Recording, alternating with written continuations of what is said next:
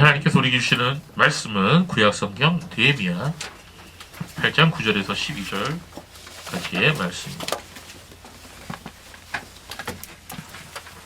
구약성경 737쪽에 있습니다. 느헤미야 8장 9절부터 12절까지 말씀, 여러분 한 목소리로 다 같이 봉독해 올려드리겠습니다. 느헤미야 8장 9절부터 12절까지 말씀을 함께 읽습니다. 시작. 백성이 율법의 말씀을 듣고 다 웃는지라. 총독 느헤미야와 제사장 겸 학사 아스나와 백성을 가르치는 르위 사람들이 모든 백성이 이르기를, 오늘은 너희 하나님 여호와의 성일이니 슬퍼하지 말며 울지 말라 하고, 느헤미야가 또 그들에게 이르기를, 너희는 가서 살진 것을 먹고 단 것을 마시되 준비하지 못한 자에게는 나누어 주라. 이날은 우리 주의 성일이니 근심하지 말라. 여호와로 인하여 기뻐하는 것이 너희의 힘이니라 하고, 르위 사람들도 모든 백성을 정숙하게 하여 이르기를, 오늘은 성인들이 마땅히 조용하고 근심하지 말라. 모든 백성이 곧 가서 먹고 마시고 나누어 주고 크게 즐거워하니, 이는 그들이 그 읽어 들려준 말을 밝히 알미니라. 아멘. 여호와를 기뻐하는 것이 성도의 힘이다라는 제목으로 하나님 말씀을 전해드리도록 하겠습니다. 여러분이 잘 아시는 웨스트민스터 소요리 문답 첫 번째 제1항의 질문은 이렇습니다. 사람의 가장 중요한 목적은 무엇입니까? 여러분도 잘 아시고 여러분 들으셨을 것입니다. 이것을 다른 말로 바꾸어 말하면 인생에 있어서 제일 되는 목적이 무엇입니까? 라고 묻는 것입니다. 자, 이 질문은요, 개혁주의 신앙을 가진 사람들에게만 하는 질문이 아닙니다. 이 질문은 이 세상 모든 사람들에게 하는 질문입니다. 그렇다면 지금 여러분 자신에게도 이 질문을 한번 해보십시오. 여러분은 무엇을 위해 사십니까? 여러분이 지금 인생을 살아가는 목적이 무엇입니까? 무엇을 위해 사십니까? 대답해 보세요. 자식을 위해 사십니까? 그러나 여러분, 자식은 나이가 들면 자기 짝을 찾아서 부모님을 떠납니다. 옛날 어른들이 자주 하는 말이 있었죠. 뭐라 그랬죠? 품 안의 자식이란 말을 많이 사용했어요. 이게 무슨 뜻이죠? 내 품에서 키울 때 그때가 내 자식이지, 다 성장하면 자식도 다 제 갈 길을 간다는 것입니다. 그러니까 많은 부모들이 자식을 위해서 모든 것을 올인하다가 자식이 버림받고 자식에게 실망하고 피눈물 흘리는 경우도 많이 보았습니다. 물론 부모는 자식을 위해서 희생해야 합니다. 헌신하고 양육해야 할 책임이 있습니다. 그러나 자식이 내 인생의 모든 삶의 목적이 되어서는 안 됩니다. 이 말을 여러분 잘 명심하시기 바랍니다. 그렇다면 뭘 위해 사십니까? 돈 벌기 위해 사십니까? 돈 중요하지요? 그러나 돈 아무리 벌어도 그 돈이 내가 나이 먹는 것을 멈추어 줄 수는 없습니다. 죽을 때 한 푼도 못 가져간다는 것입니다.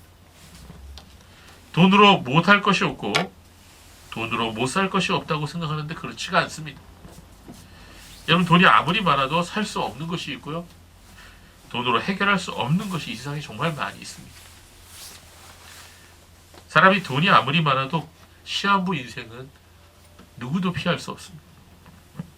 돈 아무리 주어도 내 인생의 시간을 하루 더 연장할 수가 없어요. 여러분, 돈 많으면 행복할 것 같죠? 그러나 그렇지가 않다는 것입니다. 여러분, 행복이라고 하는 것, 만족이라고 하는 것, 보람이라고 하는 것, 그건 돈으로 살 수 없다는 것입니다. 행복과 만족과 마음의 평안은 돈으로 우리가 살 수 없다는 것입니다. 무엇보다 돈으로 영생을 살 수가 없습니다. 히브리서 9장 27절 말씀은 한 번 죽는 것은 사람에게 정하신 것이요 그 후에는 심판이 있으리라, 이렇게 말씀하고 있죠. 우리는 모두 다 죽어서 하나님의 심판대 앞에 서게 될 터인데, 그때 돈으로 우리의 죄값을 지불할 수 없다는 것입니다. 그렇다면 여러분, 만약에 우리가 돈으로 우리의 죄값을 지불할 수 있다면 누가 제일 먼저 하늘나라 들어갈 수 있을까요? 이건희 회장 밑으로 가 있겠죠. 하늘나라에서 제일 멋진 집에.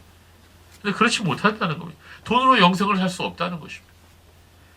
지옥에 떨어질 사람이 뇌물을 주고 천국에 들어갈 수 없다는 것입니다. 사람이 무엇을 위해 살든지 그 목적이 돈이든 사람이든 명분이든 사람이 진정으로 행복하게 영원한 생명으로 인도해 주는 것은 이 세상에는 없다는 것입니다. 자, 우리 다시 웨스트민스터 소유리 문답 1항의 질문으로 돌아가 볼까요? 사람의 가장 중요한 목적은 무엇입니까? 이렇게 묻고 있습니다. 이 질문은 이 세계에서 가장 중요한 것이 무엇인지를 우리에게 묻고 있는 것입니다. 거기에 대해서 웨스트민스터 소유리 문답은 그 질문에 대해서 어떻게 대답하고 있습니까? 사람의 제일 되는 목적은 하나님을 영화롭게 하는 것과 그를 영원토록 즐거워하는 것입니다. 이렇게 대답하고 있죠. 즉 인생의 가장 큰 목적과 목표는 하나님을 영화롭게 하는 것이다. 이렇게 말하고 있는 것입니다. 인생 최고 목적이 뭐라고요? 뭐라고요? 바로 그것은 하나님을 영화롭게 하는 것이다 라는 것입니다. 여러분, 그렇다면 하나님을 영화롭게 한다는 말은 다른 말로 바꿔보자면 하나님의 영광을 위해서 한다는 말. 여러분, 이 말이 이해가 되세요? 하나님의 영광을 위해서 한다는 말? 이해가 되십니까? 마음에 확 닿으십니까? 아니면 그냥 교리적인 신학적인 명제로 그냥 들리십니까? 어떤 사람이 이렇게 말합니다. 하나님의 영광을 위해 산다는 것. 그건 목사님들에게 해당되는 거 아닙니까? 신앙 좋은 분들에게나 뭐 그런 목표가 있는 거 아닙니까? 나같이 인생 살기 바쁜 사람이 그런 말이 뜬구름 잡는 거 아닙니까? 그런 말이라고 생각하죠. 나 하나님의 영광 그런 거 몰라요. 그래서 내 인생 목표는 그저 돈 걱정 안 하고 살았으면 좋겠어요. 요새 분들 다 지쳐서 그러잖아요. 그렇죠? 그래서 돈 많이 벌어서 남부럽지 않게 떵떵거리고 살아가는 게 제 인생 목표입니다. 그 어떤 사람은 교회 나오는 목적이 뭐냐 이렇게 물어보면 이 세상을 잘 살기 위해서 교회 나온다 이렇게 말하는 분도 있어요. 혹시 여러분들 이런 생각을 하고 계십니까? 근데 이런 생각을 하는 분들이 착각하는 게 하나 있어요. 여러분, 우리가 살아가고 있는 이 세상이, 우리가 발을 딛고 있는 이 땅과 우리가 쳐다보고 있는 저 하늘이 누구 것인지 아십니까? 여러분, 누구 것입니까? 여러분에게 주어진 시간이 여러분 것이라고 생각하세요? 우리가 지금 내 마음대로 할 수 있는 우리의 몸은 우리 것이죠. 내가 마음대로 할 수 있죠. 예. 뭐 여기다 문신을 하던, 여기다 우리가 이렇게 화장을 하던 내 마음 아닙니까? 그렇죠? 오늘 립스틱 뭐 바르셨어요? 빨간색 바르셨어요? 아니면 약간 로즈색, 장미색 바르셨어요? 권집사님 안 바르신 것 같아요. 좀 이거 내 몸이니까 내 마음대로 할 수 있죠? 그러나 우리의 몸도 우리 것이 아니라고 성경은 얘기합니다. 우리의 몸도, 우리의 심장과 폐와 우리의 손발도 다 뭐예요? 빌려 쓰고 있는 거예요. 제가 그걸 자주 얘기하죠.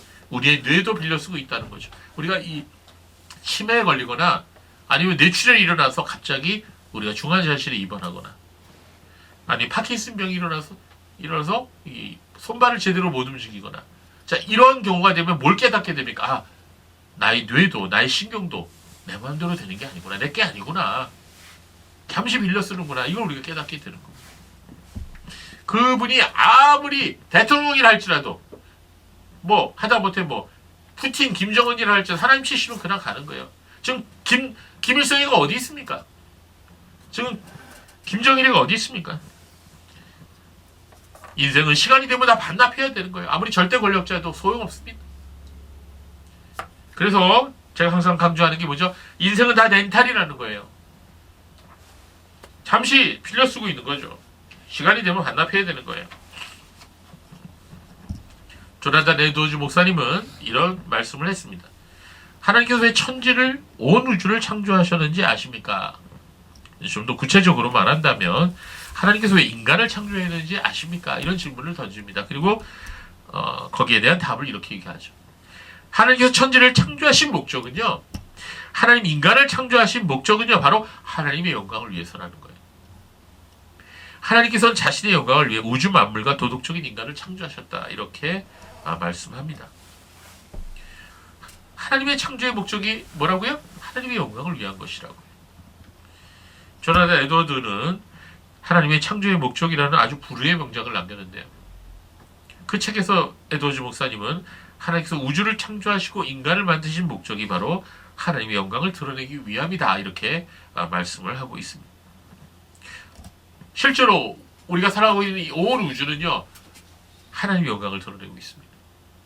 무엇보다도 시편 19편 말씀은 그 진리를 잘 우리에게 말씀해 주고 있어요. 여러분 주보에 끼워져 있는 말씀 간지를 꺼내어 보십시오. 시편 19편 1절에서 4절 말씀을 우리 함께 읽어보겠습니다. 시작. 하늘이 하나님의 영광을 선포하고 궁창이 그의 손으로 하신 일을 나타내는다. 나는 날에게 말하고 밤은 밤에게 지식을 전하니 언어도 없고 말씀도 없으며 들리는 소리도 없으나 그의 소리가 온 땅에 토하고 그의 말씀이 세상 끝까지 이르도다. 하나님이 해를 위하여 하늘에 장막을 베푸셨도다. 우리가 하늘을 바라보고요, 바다를 바라보고요, 밤하늘의 별들을 바라보아도 이 세상이 온통 하나님의 영광으로 가득 차 있는 것을 우리가 알 수가 있습니다. 여러분 이제 천체 만환경 하나 사셔갖고요, 한번 밤에 하늘을 한번 쳐다보세요. 밝은 하늘, 네, 밝은 날에 얼마나 은하수가 아름다운지 몰라요. 여러분 그 모든 것이 우리에게 뭘 말해줍니까? 하나님의 영광을 우리에게 말해요. 하나님이 얼마나 놀라운 분이신지. 저는 장신대 다닐 때 장신대 뒤에 있는 아차산이라는 산이 있는데 그 아차산 꼭대기 거의 매일 올라갔어요. 그래서 그 바위산에서 푸른 하늘과 먼 구름을 바라보고 또 밑으로 굽이치며 흐르는 한강을 바라보면서 찬양을 드렸어요. 하나님 앞에. 있는 힘껏 목소리를 다해 찬양을 드립니다. 그러면 저 밑에 있는 절에서 목탁 소리가 똑똑똑 하고 박자를 맞춰줘요. 그러다가 이제 지금 다시 도서실로 내려오고 이렇게 했습니다. 참 저는 그 시간 그 장소를 잊지 못해요. 여러분 성경이 우리 인간에 대해서 뭐라고 말씀하고 있습니까? 성경은 우리가 하나님의 형상에 따라 지음받은 존재다 이렇게 말씀하고 있죠. 근데 이 말씀이 의미하는 바가 뭐예요? 우리가 하나님의 형상대로 지음받은 존재라는 것이 무슨 의미예요? 그것은요, 사람이 먹을 것이 있고 마실 것이 있고 잠자리가 있으면 그걸로 다 됐어, 오케이, 만족하도록 되냐 이거예요. 그렇지 않아요. 사람은요, 그것만 가지고 만족할 수 없어요. 사람은 아무리 좋은 집에 아무리 좋은 명품을 다 가진다고 해도요, 세상에 진귀한 것을 다 먹을 수 있는 자리에 도달한다고 해도 만족할 수 없는 존재라는 거예요. 사람은 아무리 많이 가져도 많이 알아도 결코 만족할 수 없는 존재라는 겁니다. 이것은 우리가 하나님의 모습대로 지음을 받았기 때문이라는 거예요. 좀 더 생각해 봅시다. 만약 사람이 돼지처럼 지음을 받았다면, 편하게 누울 자리가 있고 끼니 때마다 먹을 음식이 있다면 그냥 그걸로 만족하고 행복할 수 있을 것입니다. 그러나 사람은 그것으로 만족을 못해요. 왜 그럽니까? 하나님 그렇게 창조하지 않으셨기 때문이죠. 사람은 하나님을 만나야 만족하게 됩니다. 하나님과 나 자신의 관계가 바로 될 때야 비로소 진정한 행복을 느끼게 된다는 거예요. 그게 성경의 말씀이에요. 아우구스티누스는 그의 고백록에서 이렇게 고백합니다. 여러분이 이 책은 꼭 한번 죽기 전에 꼭 읽어보세요. 아우구스티누스의 고백록. 거기서 뭐라 그러냐면, 하나님, 주님께서는 우리를 지으셨기 때문에 우리가 하나님의 품에 안기기까지 우리의 마음은 쉼을 알지 못합니다. 여러분, 우리의 마음이 언제 쉼을 누릴 수 있다고요? 하나님 품에 안길 때 우리의 마음이 쉼을 누릴 수 있다는 거예요. 여러분, 마음 불안합니까? 걱정, 근심이 앞을 가립니까? 두렵습니까? 뭔가가 공허합니까? 내 마음 나도 모르겠다는 이 불안함이, 이 불안정함이 왜 일어나는 것일까요? 성경은 그것이 우리가 하나님 품에 안길 때야 비로소 해결된다고 말씀하고 있습니다. 우리가 인생을 살아가면서 만족하지 못하는 것은 다른 어떤 것 때문이 아니라 하나님과의 관계가 잘못되었기 때문이다. 그렇게 말씀하고 있습니다. 그래서 그런 상태에서 하나님과의 관계가 온전하지 못한 사람이 아무리 많이 가져본다 할지라도, 아무리 쾌락을 많이 즐긴다 할지라도 그 마음은 공허할 수밖에 없다는 거예요. 미국에 있는 지금 대도시들의 그 마약으로 쩌든 사람들이 그렇게 살고 있지 않습니까? 그 유럽에 아무리 쾌락을 매일매일 파트너를 바꿔가면서 매일 쾌락을 추구하는 사람이 결국은 뭐예요? 마음이 공허함으로 가득 차는 거예요. 이 세상 무엇으로도 채울 수 없는 거죠. 오늘 수많은 교회들이 잘못된 가르침을 하고 있습니다. 교회 나오면 사업이 잘 되고 건강해지고 아이들이 좋은 대학 가고 취직 잘 되고 결혼 잘할 것이다 이렇게 말하는데요. 물론 하나님께서 이 모든 것을 주실 수 있는 분이시죠. 문제는 하나님과의 올바른 관계 없이 이런 것들만 구한다는 거예요. 하나님과의 올바른 관계가 회복됨이 없이 이런 것들에 풍족해지는 사람은 오히려 하나님 잊어버리고 하나님 멀리 떠나게 된다는 거예요. 그러면 그 사람은 마음은 절대로 만족을 누릴 수가 없어요. 이런 것들이 다 비본질적인 것이라는 겁니다. 잘못하면 하나님을 멀리하게 만드는 우상이 될 수도 있는 거죠. 세상의 돈과 권력과 명예가 우리의 죄의 문제를 결코 해결해 줄 수 없다는 것입니다. 우리는 오직 회개하고 하나님의 뜻대로 살아가는 사람이 되어야 됩니다. 그럴 때 우리 영원한 형벌을 피할 수 있을 뿐만 아니라 이 땅에 살아가면서도 참된 보람과 기쁨을 누릴 수가 있다는 것입니다. 그렇습니다. 우리는 하나님의 영광을 위해 지음을 받았기 때문에 하나님의 영광을 위해 살 때야 비로소 행복해질 수 있는 거예요. 그렇다면 하나님의 영광을 위해 산다는 것은 구체적으로 어떤 삶을 말하는 것일까요? 저도 사실 신학을 하면서 항상 이 질문을 대한 답을 얻고 싶었어요. 하나님의 영광을 위해 산다는 게 뭐지? 과연? 근데 목사님들이 이걸 구체적으로 얘기를 하는 분들이 거의 없었어요. 그래서 성경을 우리가 읽다 보면 하나님의 영광을 위해 살아가는 것이 무엇인지 아주 구체적으로 말씀해 줍니다. 저는 오늘 이 세 가지를 여러분에게 말씀드릴게요. 여러분이 이미 알고 계신 말씀일 수도 있습니다. 그럼 우리 복습하면 되는 거죠. 여러분, 하나님의 영광을 위해 산다는 게 뭘까요? 첫 번째, 하나님의 영광을 위해 산다는 것은 하나님의 뜻대로 산다는 거예요. 하나님의 뜻은 그럼 어디에서 발견할 수가 있죠, 우리가? 여러분, 하나님의 뜻은 우리가 어떻게 알 수 있어요? 네, 말씀에서 알 수가 있어요. 율법에 다 담겨 있어요. 하지 말라는 거 하지 말고 하라는 거 순종하면 되는 거예요. 그게 하나님의 영광을 위해 사는 거예요. 단순하죠? 쉽지 않습니까? 근데 그게 쉽지가 않더라고요. 하나님 말씀대로 살아가는 것이 그 쉬운 게 아니라는 거예요. 하나님의 말씀대로 살아가는 게 하나님의 영광을 위해 사는 거예요. 이건 단순한 겁니다. 그럼에도 뭐 지키기가 어려워요. 여러분 성경에서 뭐라 그랬어요? 음행하지 말라 그랬죠. 음행하지 말라고 하셨으면 성적인 죄로부터 여러분 자신을 지켜 성결하게 살아가는 것이 하나님의 영광을 위해 산다는 거예요. 그러면 여러분 지난주 한번 돌이켜보시죠. 아니 지금 그동안 우리가 살아왔던 삶을 돌이켜보시죠. 여러분 하나님의 영광을 위해 살았습니까? 우리가 그렇지 못한 게 많죠. 하나님의 말씀이 성경 분명하게 결혼 전에 성관계를 금하고 있어요. 자, 우리가 묻습니다. 하나님의 영광을 위해 우리 그동안 살았습니까? 하나님의 말씀은 또한 결혼을 했다면 결혼 이외의 성적 행위를 죄라고 말씀하고 있어요. 우리가 하나님의 영광을 위해 살았나요? 우리가 하나님의 영광을 위해서 살지 못하는 그런 많은 과거들의 삶을 우리가 하나님 앞에 회개해야 됩니다. 또 하나님 뭐라 그러셨나요? 도둑질하지 말라 그러셨죠? 도둑질하지 말라는 얘기는 불의한 방법으로 다른 사람의 소유를 빼앗거나 탐을 내서는 안 된다는 그런 의미입니다. 탐욕을 버리고 우리의 가진 것 중 일부를 다른 사람들과 함께 나누면서 하나님의 사랑을 실천하며 살라고 주님은 말씀하셨는데 이게 바로 하나님의 영광을 위해 사는 거예요. 그러면 우리가 한번 우리 자신을 봅시다. 과연 우리가 그동안에 살아온 우리의 인생길이 하나님의 영광을 위한 삶이었나? 이 두 가지 계명만 보고 한번 우리가 생각해 봅시다. 물론 어떤 분은 이 두 가지 계명에 있어서는 굉장히 자기 자신에 대해서 나무랄 게 없는 사람도 있을 수가 있어요. 그러나 성경은 이 두 가지 계명만 있는 게 아니죠. 물론 이 두 가지 계명만 하더라도 벌써 걸리는 사람들도 있죠. 우리가 하나님의 영광을 위해서 산다는 게 뭐예요? 우리는 신구약 성경의 말씀과 십계명 그리고 산상수훈의 말씀이 기록된 주님의 명령에 순종하며 살아가는 것이 바로 하나님의 영광을 위한 삶이다. 아주 단순하고 아주 쉽지만 그 실천하기는 어려워요.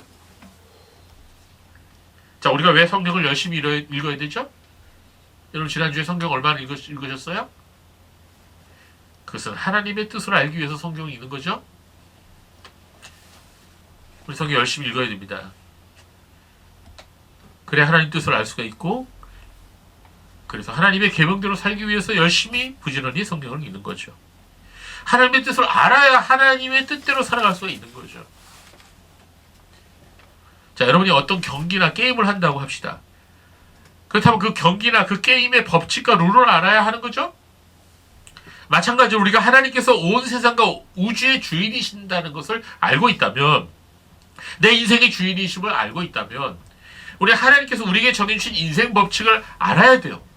그래야 우리가 하나님의 영광을 위해 살 수가 있는 거죠. 자, 예를 들어봅시다. 우리가 월세를 살죠. 전세를 살죠. 뭐 지금 자기 집에서 살고 있는 분들은 뭐 해당되지 않겠지만 월세나 전세를 살아본 경험은 다 있을 것입니다. 자, 우리가 월세와 전세를 살려면 주인하고 뭘 써야 되죠? 계약서를 써야 됩니다. 그리고 그 계약서에 기록된 대로 우리가 의무를 이행해야 됩니다. 만약 그렇지 않으면 어떻게 되죠? 계약이 무효가 됩니다. 우리는 그 집주인에게 다시 집을 돌려줘야 돼요. 자, 마찬가지로 우리가 하나님께서 주인이신 이 세상에서 살아가는 동안에는 하나님의 법대로 하나님의 뜻대로 살아가야 하는 것입니다. 그래서 우리는 하나님의 계명과 율법이 기록되어 있는 이 성경 말씀을 부지런히 읽고 공부하고 묵상해야 되는 거죠. 아담과 하와가 에덴 동산에서 그 좋은 에덴 동산에 쫓겨난 이유가 뭡니까? 하나님과 맺은 계약을 이행하지 않았기 때문이죠. 여호수아 1장 8절 말씀 우리 같이 읽겠습니다. 같이 읽습니다. 큰 소리 읽으세요. 시작. 이 율법책을 내 입에서 떠나지 말게 하며 주야로 그것을 묵상하여 그 안에 기록된 대로 다 지켜 행하라. 그리하면 내 길이 평탄하게 될 것이며 내가 형통하리라. 자, 내 길이, 내 인생길이 형통하고 평탄하게 될 수 있는 비결이 뭐라 그랬어요? 인생 형통하고 성공하는 비결은 다 하나님 말씀을 지켜서 하는 거라. 이렇게 말씀하고 있습니다. 그렇습니다. 우리가 하나님의 영광을 위해 산다는 것, 그것은 하나님의 뜻을 알고 그 뜻대로 살아가는 것을 말해요. 여러분, 우리가 이번 한 주간 우리의 삶의 현장에서 하나님의 뜻대로 말씀대로 한번 순종하며 살아가 보시기 바랍니다. 물론 우리가 완벽하게 순종할 수는 없겠죠. 우리가 때로는 죄도 짓고 때로는 하나님 원하시지 않은 그런 모습으로 살아갈 수도 있어요. 그렇지만 단 한 가지라도 하나님 말씀을 우리가 읽고 깨달았다면 그 말씀을 한번 실천해 보려고 한번 해봅시다. 자, 그게 바로 하나님이 영광 받으시는 방법이다. 여러분께서 여러분의 삶을 통해 하나님이 영광 받으시게 된다는 거예요. 어떻게 될 때? 우리가 하나님의 뜻을 행하고 순종할 때. 단 하나라도 하나님이 하지 말라는 거 하지 말고 하나님이 하라는 거 해보세요.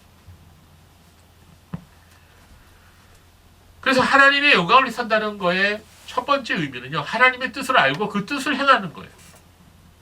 두 번째로 하나님의 영광을 위해 산다는 것은 우상 숭배하지 않는 겁니다.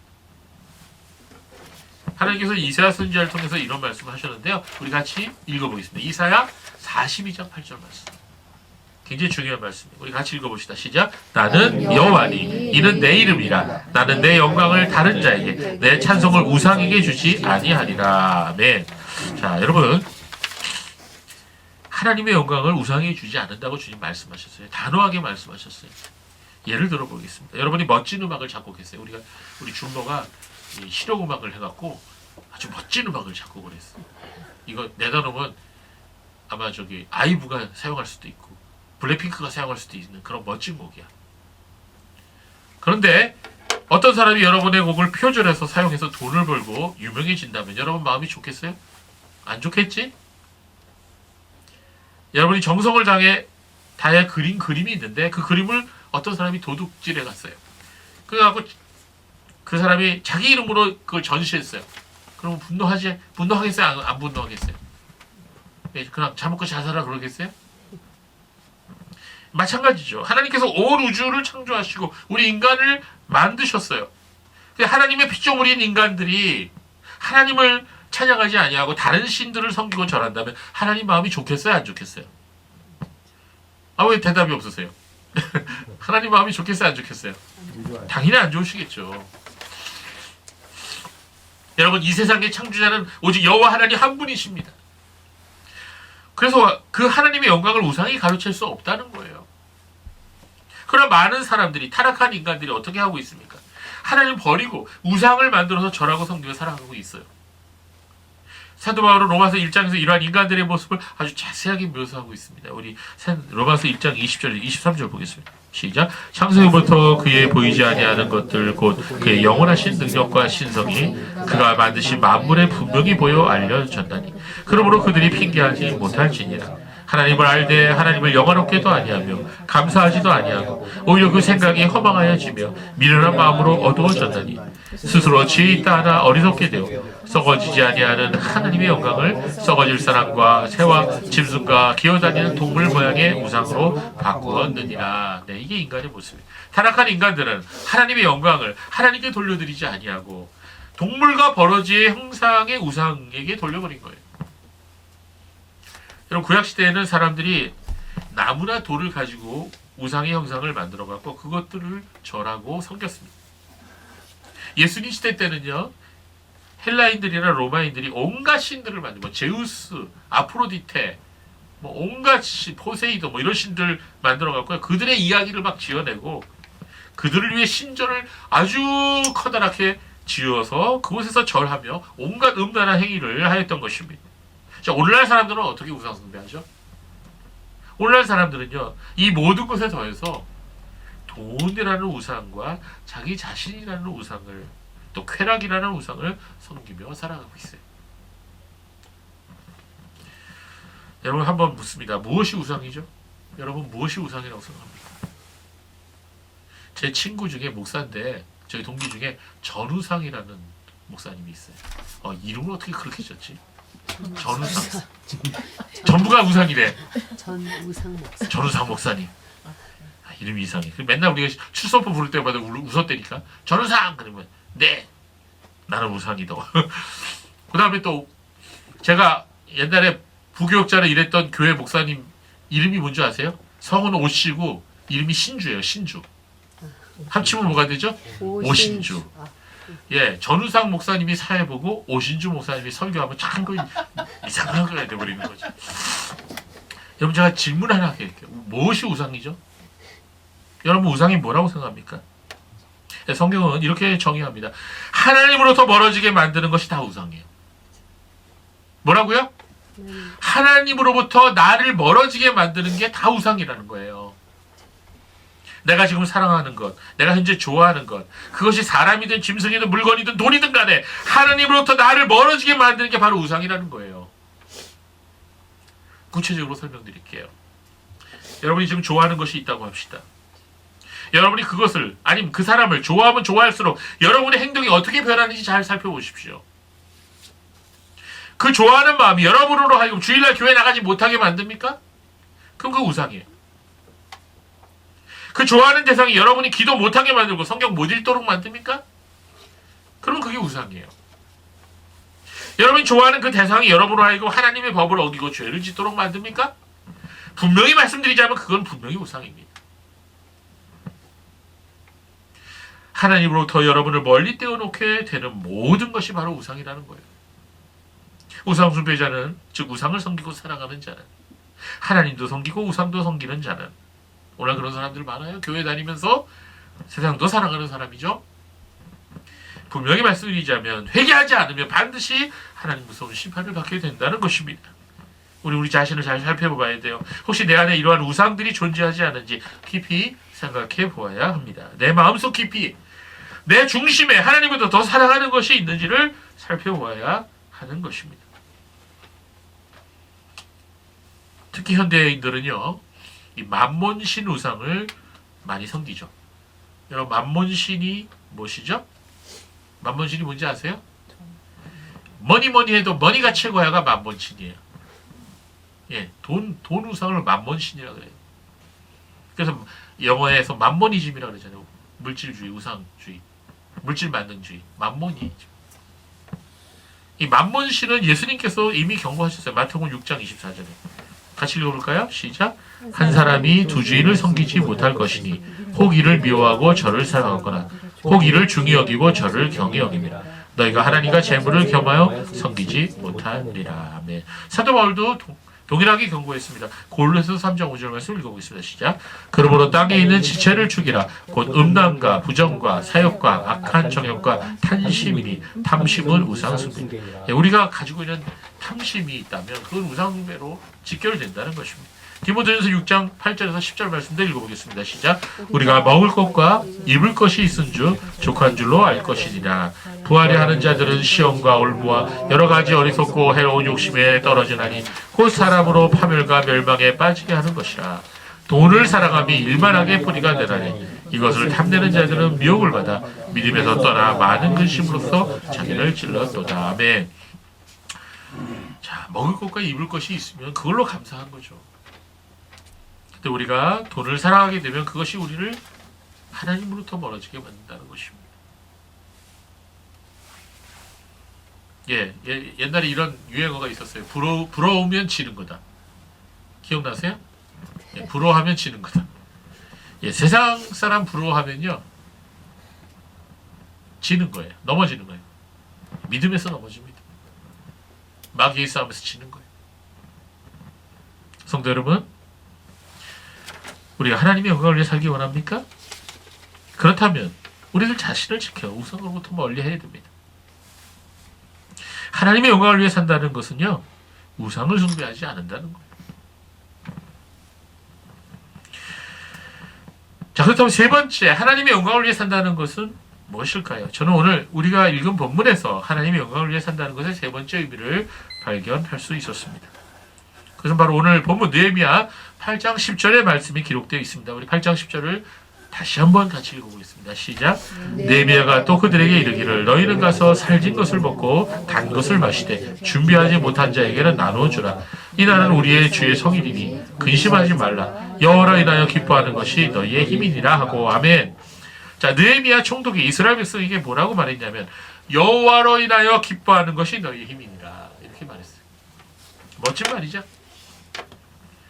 이 말씀을 우리가 잘 이해하기 위해서는요, 이 본문의 배경을 좀 알아야 돼요. 우리가 요사이 몇 주일 동안 이 에스라와 느헤미야 시대, 대충 바벨론에서 포로로 귀환하던 시대를 우리가 공부했습니다. 이스라엘 민족이 바벨론에 포로로 끌려갔다가 70년이 지난 후에 다시 예루살렘으로 돌아왔을 때 모든 것이 무너진 상태였어요. 성전은 불타서 이미 없어졌고요. 성벽은 모두 허물어져 있었습니다. 폐허가 된 예루살렘의 모습을 보고 백성들은 낙심할 수밖에 없었죠. 그러나 이스라엘 백성들은 좌절하고 주저앉아 있기만 할 수 없었습니다. 하나님을 의지하고 힘을 내었죠. 그래서 1차로 포로 귀환을 했던 스룹바벨과 그와 함께한 백성들이 원수들의 심한 회방과 공격이라는 어려움 속에서도 성전을 다시 건축하기 시작해서 성전을 드디어 완공시킵니다. 그래서 처음에 이제 성전을 지으면서 이제 기초를 놨는데요. 다시 세워진 예루살렘 성전의 기초를 보면서 어떤 사람들은 소리 지르며 환호하고 기뻐했습니다. 반면에 나이가 든 성도들은요, 나이가 든 이스라엘 사람들은 오래전에 어릴 때 솔로몬 성전을 보았거든요. 엄마 아빠 손잡고. 그렇죠? 70년 전이니까 8, 90 이상 된 어른들은요, 솔로몬 성전이 얼마나 화려했는지 기억하고 있어요. 근데 거기에 비교해서 지금 성전 기초는 너무나 보잘것없죠. 그래서 다시 포로 생활로부터 돌아와서 이렇게 성전을 세운다는 게 얼마나 감사한 일인지 감회에 복받쳐갖고 옛날 성전도 생각나고 지금 성전 보면서 감회가 복받쳐서 막 그 자리에서 엉엉 울면서 대성통곡을 합니다. 그래서 이 젊은이들 환호하는 소리하고 대성통곡하는 그런 소리가 섞여갖고요, 멀리서 들으면 이 소리가 우는 소리인지 이게 기뻐하는 소리인지 구별이 안 갔다는 거예요.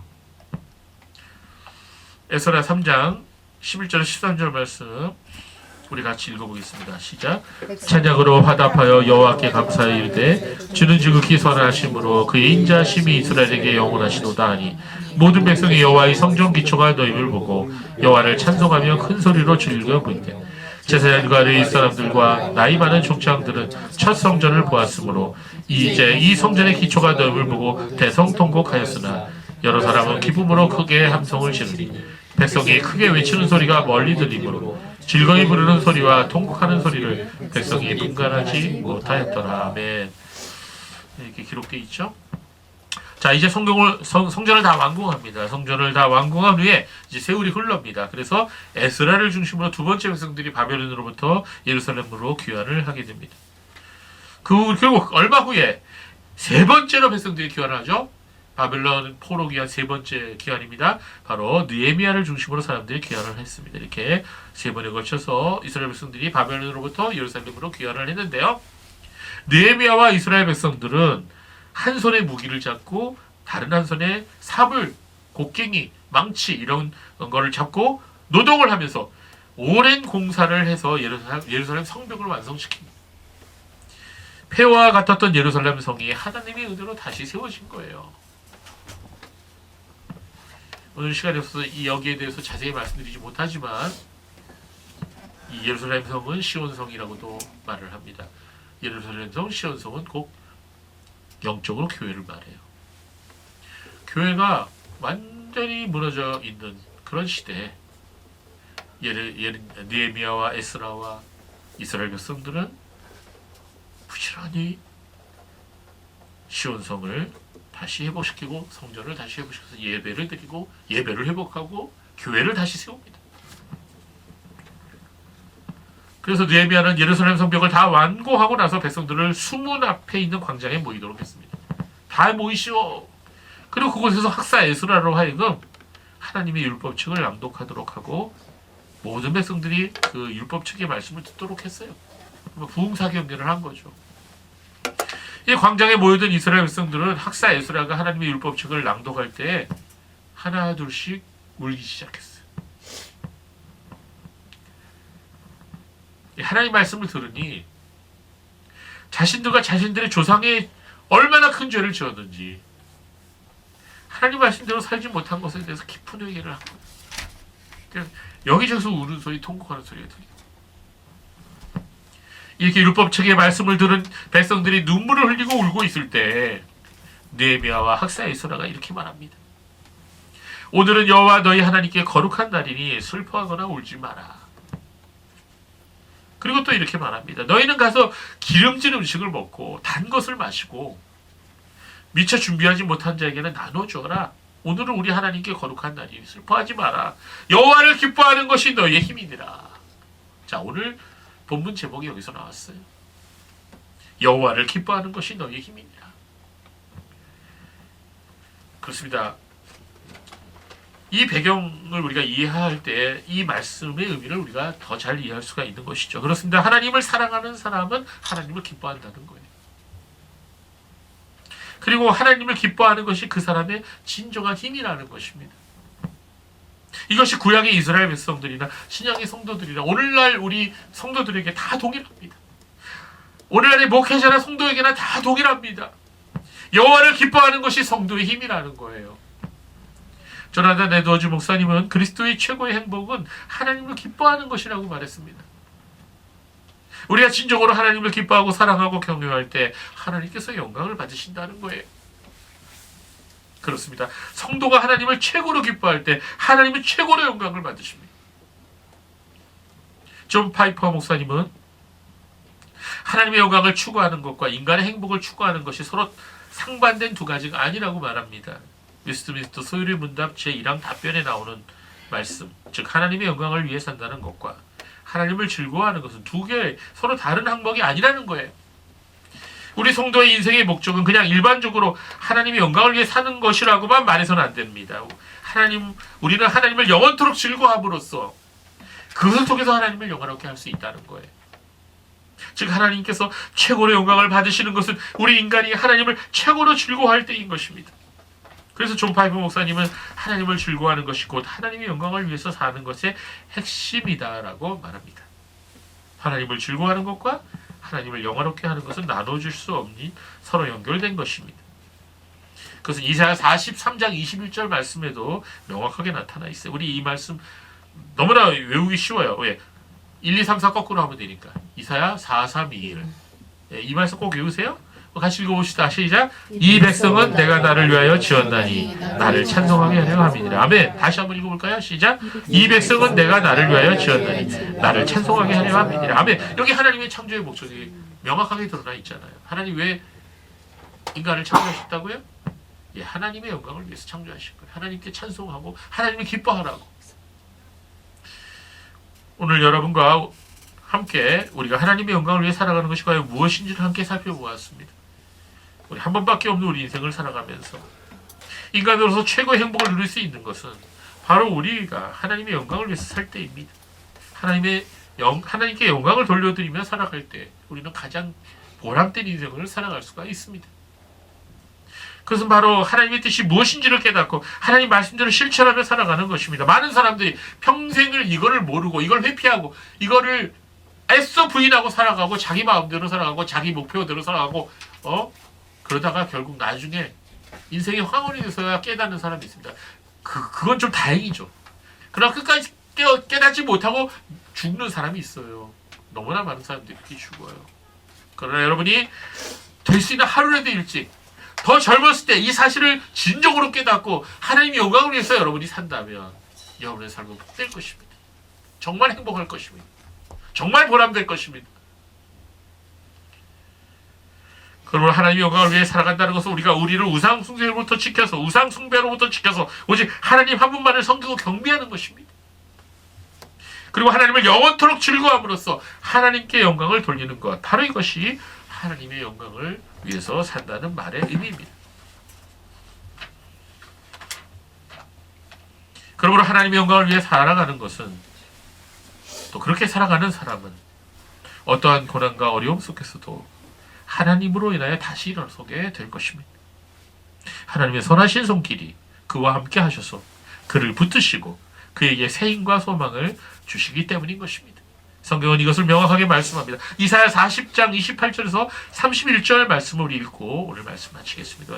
다 같이 읽읍시다.